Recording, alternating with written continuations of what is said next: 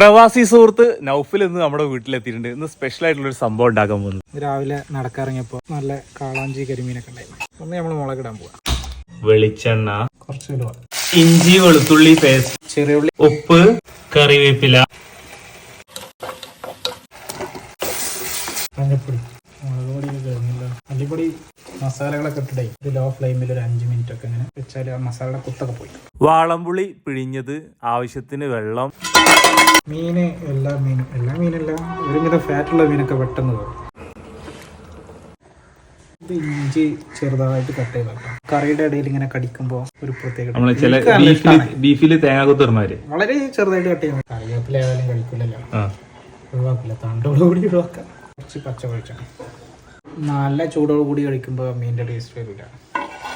അങ്ങനെ കറി റെഡി ആയിട്ടുണ്ട്. ഇനി കുറച്ചു നേരം അങ്ങനെ എടുക്കട്ടെ. ഇന്ന് എല്ലാം പ്രവാസികളാണ്, ഞാൻ മാത്രമേ ഉള്ളൂ കേട്ടോ പ്രവാസി ഇല്ലാത്ത. Saudi, Ras al Khaimah, Qatar.